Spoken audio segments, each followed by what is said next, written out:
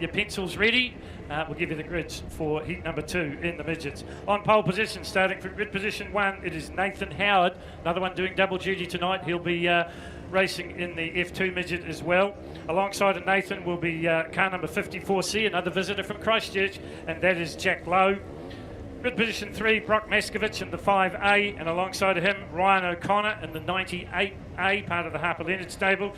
Grid position 5 is one of the veterans, another past New Zealand midget car champion, Carl Warboys, in the Signs 100 car, and alongside of him it's James Earl in the 22.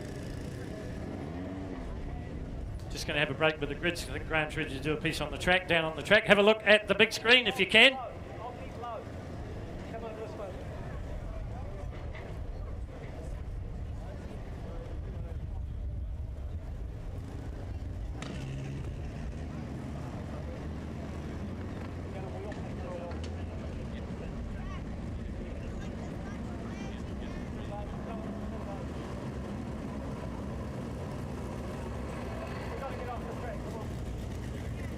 It looks like we've run out a bit of time there with Graham. We'll get that track report from him very shortly. Now I got up to grid position number 6 and I mentioned James Earl in the 22A. Grid position 7 is Ryan Baker. We just saw Scott Baker, his brother, have a good performance in the TQ. Ryan is going for grid position 7. And in grid position 8 it is Brett Junior Morris in the 18A car. Grid position 9 is Jaden Worthington, another second generation driver here at Western Springs, and alongside of him we mentioned him before in the 91M from grid position 10, that is Hayden Guptill.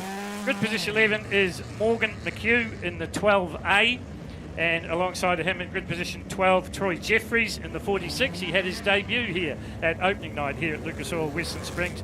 And grid position 13 is Aaron Hodgson. And didn't Aaron Hodgson have an unbelievable opening night here at the Springs in the F2 midget and also in the Group 1 midgets?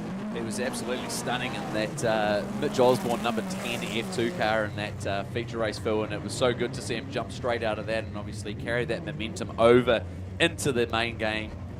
Midget feature running second to Michael Pickens, so definitely a force to be reckoned with here, obviously with Aaron starting out of the position number 13, but like we say, this is going to be an extremely quick pace race. We've obviously got the young and we've got some of the more experienced drivers like Warboys in there, but man, some of these young guns coming through, Phil, the likes of Ryan Baker, obviously a force to be reckoning with, obviously at the last feature race in that Shane Alec prepared number 17. The likes of Howard Maskovich, Ryan O'Connor. So on the front row, it is number 99, Nathan Howard, having his first season in a full midget car for the Harper Leonard Stadium, B&T Fuchs Oil car, and outside of him, Jack Lowe setting the pace all the way from Christchurch, from the shaky city of Christchurch. Row number 2, watch for number 5, and that is Brock Maskovich and Ryan O'Connor. And row number 3, Ellie just mentioned him, the veteran, Carl Warboys, and alongside him, another second generation driver, and that is James Earl. We've lost the pace truck. We're going to set him loose this time. It's 10 laps, midget heat 2 here at Lucas Oil Western Springs Speedway. Who's it going to be? Will it be the number 5, Brock Maskovich? I've got a sneaking suspicion he's gearing up for something pretty special here. Have a look at the 5, the Magnum Motors car. He moves, tries to slot into second, can't get it done. The 54 shuts the door. Meantime, out in the front, it's Nathan Howard, and he'll lead them down the pit straight for the first time of 10. Here we go, and like you say, we've got one over. That's Brett Morris Jr. Morris, it's gone over. So that will bring the yellows on immediately. Now I'll have a tap on the window with the stewards. That wasn't the first completed lap, so we might get a full restart with this one. So once again, our safety crew quickly on the spot. Youth Speed, part of the initiative that Jeff Harper runs with his Harper Leonard Racing. Youth Speed is helping young people achieve, be they drivers, be they engineers, be they just people that want to do better in the automotive game. Jeff and his team have got their money and their reputation and their fairly weighty experience behind the Youth Stream team. And Brett Junior Morris, the slim down Brett Junior Morris, climbs from his car, folks, so put your hands together for him. So he's out and okay. So something that it will be a little bit exciting, Phil, that car is actually carrying one of our Western Springs onboard cameras. So if you want to see what actually happened with that incident in a week or so's time, you can tune into CRC Motorsport on Channel 3 to obviously see how that incident unfolded. But I tell you what, one thing that these fast drivey tracks do unfortunately lend themselves to is these heavy, hard impacts like we just saw there with Brett Morris Jr. So obviously one of the obviously side effects of a track like we've got early on here tonight, but it does make for extremely good racing. Okay, so if you're having a look on the big screen, you'll see the crew going to work. They'll just get that car extricated and off onto the infield. That's why the rest of the field are avoiding the Penrite Town Bend for the moment. It's good to see we've got the muscle on the job down there with Philip Hansen doing his thing with, like we see with Mr. Guptill and the rest of the crash crew down there. I'm very impressed with the reverence you're giving Brian Guptill, or Mr. Guptill as you call him. He's Speedway royalty down here, Phil. We've got to treat these guys with respect. Absolutely. We mentioned it before. He's a second-generation crash crew, and his son is a third-generation Speedway driver. So it's great to see the family involvement. It's been like that for, coming on 90 years. And as he's obviously peeling one very sad-looking race car off the track, I'm sure it must be hard for him to not keep an eye on his son, who's currently running down in the second to last position. But you can be sure of, the Guptill car is not worthy of being in that current position, so you can be sure of seeing the 91 trying to work his way to the front here. Okay, so a little bit of conversation going on next door with the stewards, whether we're going to have a full restart or not. Obviously, the youth speed car of Brett Jr. Morris isn't going to take any further part. 46 was blue when it came out here at opening night, but they've picked up some sponsorship there for Troy Jeffries. He's one of the new chums, and he's starting toward the back of the field. But one of the excitement machines here at Western Springs in the 360 property development car, and that is Aaron Hodgson. And he, another one, I think, well worth the price of admission today. We will get set to turn them loose once again here. You'll see the lights go from yellow to green. We'll be racing, I think, for a full complement of 10 laps. And I think we saw a few nice little subtle waves to Jack Lowe on that first restart, Phil, as well. Just a few of the local Auckland boys just making sure that Jack's familiar with what way the corners go and just giving him a polite hello. Okay, if you can see it, watch the green flag. It's in the air. We go racing again, and the man from Christchurch, not going to be denied. He's going to try and go around the outside of Nathan Howard. Changes his mind, comes down the inside, and the Southerner is in the front. And we've got another one round, and that looks like it's Guptill. It is Guptill, and it does look to be the 46 of Jeffries, and they just got tangled up down there at Midas turn number 1. And I think we may have seen that low line, that puddle down there just seems to be catching a few drivers out tonight and getting a bit of a sledge on. And making these first corner incidents is a little bit more front of face here as we look. Are we going to get a restart there for Guptill? I sure hope so. Dad's over there barking the instructions. You can see that on the big screen. If you can see the screen, folks, we've moved it this year. It's down, located just in front of the club rooms here at Lucas Oil Western Springs. And it doesn't look like the 91's going to get a restart here tonight. So be sure to see the 91 of Hayden Guptill making the semi-main here tonight, and he'll have a point to prove, obviously wanting to start the feature here later on this evening. All right, they will let them go this time round. I would think the green flag will be in the air. Will the Christchurch man be able to repeat the South City van, spares and tyres, 54 all the way from the mainland? Or will it be Nathan Howard, his first season in a Group 1 midget? A little bit of bumping and grinding going on there with Brock Maskovich, but it's Howard that goes in the front. And coming from way back is that the 98 of Rowan O'Connor, and he's going to be caught out for track position, and he's being swallowed up by the pack. And here's the veteran coming through on the inside, and that is Carl Warboys. And it looks like there, Maskovich on the number 5's got a flat right rear as well, ladies and gentlemen. So that'll be the last of what we'll see from Maskovich as he looks to limp around here. Is the crash crew going to wave him down, or is he going to try and get some points here? But suitably impressed here with Jack Lowe, obviously holding off Ryan O'Connor for second position here as O'Connor looks to go to the high line. Lowe tips it in really hard and just clips a little bit of the grass. And they're going to have the blowtorch applied soon by Carl Warboys here as he chases them down. Warboys is right there in the Science 100 Bs, currently sitting in 4th place. Nathan Howard's run away and hid from the rest of the field here. He's going to be swallowing up Troy Jeffries very shortly. And that just may allow Ryan O'Connor to get up a little bit closer. So the Harper Leonard Racing team running 1 and 2 at the moment. Then we go back to Jack Lowe, and then we would go back to Carl Warboys. And I know that Carl's mum and dad are here because I saw them walking in earlier on tonight. 17, and that is Ryan Baker. He's in this as well. So too is James Earl. So both these guys, second generation drivers, but out in the front, the gaps are starting to close down. Now this one should go over 10. Have we got time to do it? Because Ryan O'Connor's got the bit between the teeth at the moment. He hasn't made too much of an impression on his teammate, but he looks a little bit quicker to me, Ali, through the Midas corner. He sure does, just as he picks up the lap traffic there of Troy Jeffries, but he's definitely got the bit between his teeth trying to hunt down his HLR stable teammate of Nathan Howard. Nathan's doing a great job here. This is definitely the confidence he needed to obviously build some momentum behind his campaign this season. Like you say, his first full season in an A-grade car, as he just hits that low cushion there as they take the white flag one more time around the speedway tonight. You're right, O'Connor is taking chunks out of him, Yeah, but I think he's left his run a little bit too late. Yeah, he has. He's not going to do it. As we just see the 54 of Jack Lowe just pinching a little bit of the grass down there. Yeah. Okay, so across the line they go. You can ride them in. Harper Leonard 1 and 2, 99 and 98. Then it will be the man from Christchurch, the 54C. And right in behind him, it will be the Science 100 car of Carl Warboys. 15A these days.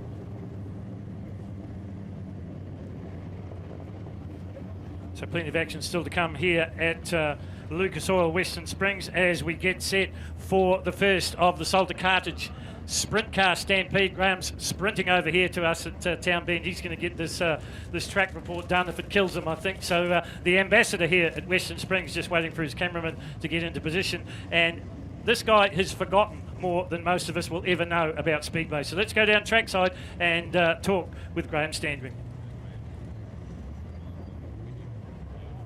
Right, I'm out here on the track at the moment because they've asked me to do an early track walk, and we'll do another one a little bit later on. But at the moment, you'd have to say the track is what's called perfect.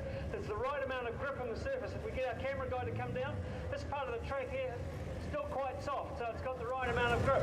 Now you will notice that there's a build-up of dirt here. We call that the cushion. So what's the best way around? And we saw the last midget race, the right rear of their tyres rests up against the cushion. On top of the cushion, it's still a little bit rough at the moment, but with the sprint cars, what will happen is they'll move this cushion up. They'll lean against it, and push it up and up and up. I'm going to show you how soft the dirt is. I'll just grab this piece of dirt out of the track. It is like plasticine. It is just like plasticine. It's soft, and at the moment, zero tyre wear, maximum grip, fastest racing. Back to you guys. Graham, the man that knows all there is to know about Speedway. Graham Standring, we're so lucky to have Graham. Of course, he's a 100 feature winner here at Western Springs. He's a two-time midget car national champion. And as I said, he knows it all. And that's an interesting point he made, Ellie, about the sprint cars, because what they're going to do, they're going to blow this cushion right out close to the wall. Yeah, you're not wrong. That's exactly what they're going to do, and great referencing there by Graham as well. We've obviously been talking about the cushion early on here tonight, and we're so used to seeing, you know, the likes of Michael Pickens and Brad Mosen and the midget cars running right up by the wall. But, you know, the only reason that they tend to run up there, Phil, is because the cushion does move up close to the wall as the night goes on. So a little less risk you know, involved with obviously the cush being low down in these earlier heat races, but these guys in the sprint cars will do their best to try and move that cushion up, and will rely on the likes of Jamie McDonald in the number 71 and Michael Pickens in the 2. You know, we've got an extremely experienced sprint car heat number 1 here tonight, and extremely excited to see what these guys can put on for us. Right, this is heat number 1 of the Salter Cartridge City of Auckland Sprint Car Stampede. And while we've got a little bit of a hush around the stadium, we'll give you the grids for heat number 1. 92A, Chris Kernahan will start from pole position. And then it'll be the 78A, Daniel Eagleton from 2. Grid position 3 will be Dean Shadbolt. And in grid position 4, it will be 11A, and that is Ray Griffin. Grid position 5 will be another man from Christchurch. We've got the Southern Invasion happening tonight, and that's Matthew Levisic in the 78C, and alongside him will be Kurt Shearer in the 4T, all the way from Cromwell, so he gets the Long Travelling Award tonight. Grid position 7 will be Michael Pickens, the 2NZ, the Stadium Finance CRC sprint car, and alongside him the 7M, and that will be Travis Buckley. Grid position 9 will be Ryan O'Connor, so he's another one that's ripped back into the pits, the Harper Leonard pits, towelled himself down, put a new helmet on, filled it up with tear-offs and gets ready to come back out here. And alongside him in grid position 10 will be Jamie McDonald.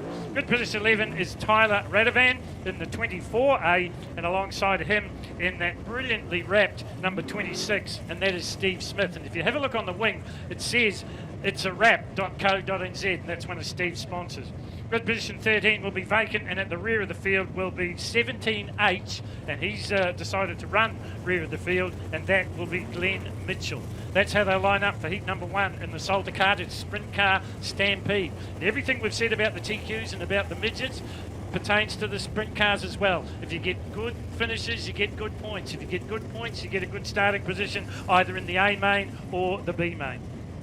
They're about set to get these things off quarter throttle and turn loose. I don't know, thousands upon thousands of horsepower, Ellie. Yeah, I think if we go through the grid here, obviously not pretty much all these cars are roughly around sort of the 800 to 900 horsepower mark. So do the math on that with how many cars we've got. Obviously starting here in Sprint Car Heat number 1, we've got 14 cars. So you do the math, we're probably 1,200 odd horsepower in this grid here. Sorry, 12,000 horsepower here, Phil. Yeah, no, I'm not even going to attempt the maths. Maths and I didn't agree at school.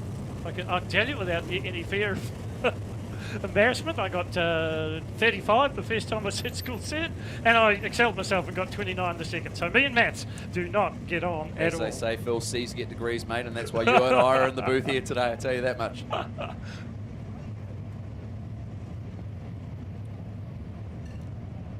So just having a look at Tyler Radovan there in the 24, the Marine West car, brilliantly prepared as all these cars are.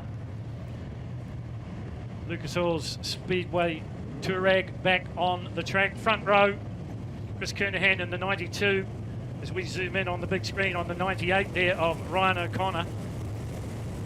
So we look to go green this time by as we just see the Western Springs V-Dub Amrock pull off to the circuit. What are we going to see? We've got Chris Kernahan off the front with Daniel Eagleton. Daniel Eagleton, the pace setter.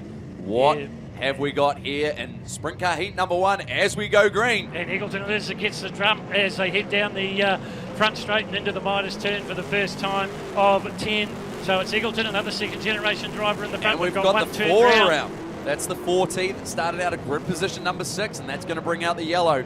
Okay, so once again, we didn't complete a full lap, so that if he can restart again, he should be able to get a full complement restarted. That's shearing from Greymouth. And unfortunate there for Eagleton because that was a beautiful start there. Exactly the jump that he wanted on Chris Kernahan, and obviously getting out to an early lead there, but he's going to do it again. Let's see what he's got. Yeah. I always wonder with the drivers if that sort of settles the nerves down a little bit or it makes them just jingle and jangle a little bit more. I think when you're the guy that gets the jump, it actually makes it worse, whereas when you're the guy that maybe didn't get the best start or was a little bit rusty or maybe the engine had a little hiccup, for the likes of Chris Kernahan, he gets another chance, another shot at it. So he'll obviously be working on the tools, trying to make something of the second opportunity. What can he do second time around? Well, the good news by the look of it, looks like Shearing's going to get a restart, so obviously no damage with that tangle up in the Midas corner. So there he is, and that's a beautifully prepared car. First time we've seen him here at Lucas Oil's Western Springs. Great to see the visitors coming out in force for the Salter Cartage Sprint Car Stampede.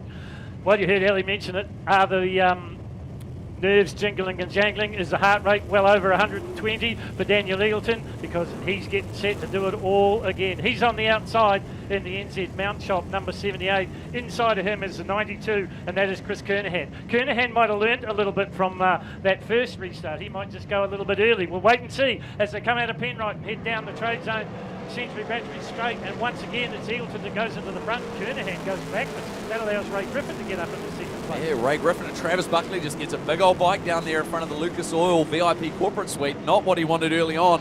And that car's extremely tight as we see the right rear just fold under on the 7 of Buckley's car down there at Penrite. Michael Pickens on the move again, but as the leaders come down the pit straight once more, Eagleton's waved goodbye, but now Matthew Levisage is starting to put the heat on the Sonic car of Ray Griffin. Ray Griffin got his start in Speedway as crewman for Graham Standrick at the tender age of 11, and he's still there, racing hard in the Salter Cartage Sonic number 11A. That is Ray, as he's known Ray Griffin. Oh, did he just smack the wall in? Levisage in the Toyco car. 78, we'll keep an eye on that. Definitely just, 7C, it's I should definitely say. Levisage and Pickens definitely starting to move that cushion up in lane or two. They're those two drivers that are definitely trying to get the most out of the track here tonight as Raymond Griffin comes up onto lap traffic, but there's no, oh, as we see Pickens nearly go round down there. And there's all sorts of carnage down there coming out of turn number 2, but it's Jamie McDonald that actually prevails as the winner out of that little tussle down there. Yeah, it was Dean Shadbolt that sort of was all over the place coming up the pit straight, and that caused the concertina effect. Race leader, though, continues to be Daniel Eagleton, son of Michael. And it's Eagleton who's on the back of Travis Buckley as they approach the lap traffic, but the man on a mission at the moment is Eagleton, as he's the one that's cutting his teeth through the back markers there as he comes up onto the back of the 7M of Travis Buckley. Yeah, he's had a little bit of battle with him before, hasn't he? Down the inside of Buckley he goes. Buckley up over the cushion there, that slowed his progress down. Getting around the 92 in front of our commentary position here is the 2NZ, the Stadium Finance CRC car of Michael Pickens. So he's moving through the field. Levisage still working away on Ray Griffin. That's the battle for second and third at the moment, but Eagleton is gone. We just see a few of these drivers here just starting to jump the cushion down here at Penrite turn number 3 and 4, but it definitely seems to be the drivers that we've got a checkered flag there, Phil. Obviously, yeah, action of plenty there. Obviously, in sprint car heat number 1, we got caught up in the heat of the moment, but it was our man number 78 of Daniel Eagleton that took a very strong victory there in this first heat tonight, and it was looked to be Raymond Griffin, was it, in second place there, followed by the 78C of Matt Levisage. So great drive there, and it was our man Michael Pickens in the 2NZ machine and Jamie McDonald in position number 5. So once again, folks, as they come down on their warm-up lap, give them some encouragement. They get up and talk to them. Okay, we've got some action in the pits, and I'm probably going to pick that will be about the Cosy car, but let's shoot down to Graham.